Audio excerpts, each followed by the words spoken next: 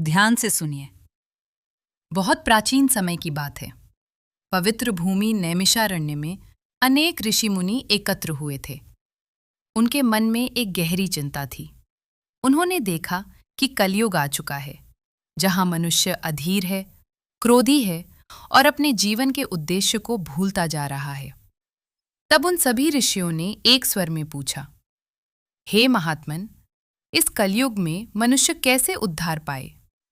कौन सा मार्ग सबसे सरल, सबसे पवित्र और सबसे प्रभावी है? तब सूत जी महाराज ने मंद मुस्कान के साथ उत्तर दिया, आपने बहुत सुंदर प्रश्न किया है।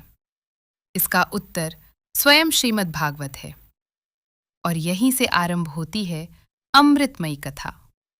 सूत जी ने ऋषियों को राजा परीक्षित की कथा सुनाई। एक महान धर्मात्मा राजा, जिन्हें एक ऋषि के शाप से यह ज्ञात हो गया कि 7 दिन बाद उनका शरीर छूट जाएगा। राजा परीक्षित भयभीत नहीं हुए। उन्होंने राजपाट, ऐश्वर्य, अभिमान सब त्याग दिया और गंगा तट पर बैठ गए। उनके मन में केवल एक ही इच्छा थी, इन 7 दिनों में मैं जीवन का सत्य जानना चाहता हूं। तभी वहां पधारे शुकदेव जी, परमहंस, विरक्त, ब्रह्मज्ञानी, और उन्होंने राजा परीक्षित को सुनाई श्रीमद् भागवत कथा।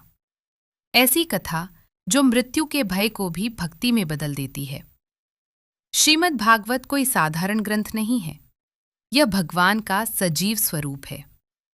यह कथा डर नहीं सिखाती, यह कथा प्रेम सिखाती है। यह नहीं पूछती कि आप कितने पढ़े लिखे हैं।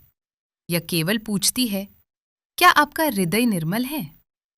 कथा हमें यह भी स्मरण कराती है कि कलयुग में सबसे बड़ी तपस्या है सत्संग में बैठना, सबसे बड़ा पुण्य है भगवान की कथा सुनना, और सबसे सरल भक्ति है नाम का स्मरण।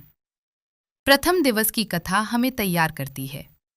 यह चमत्कार नहीं दिखाती, यह पहले हृदय को कोमल बनाती है, क्योंकि जब तक मन शुद्ध न हो तब तक भगवान की लीला समझ में नहीं आती।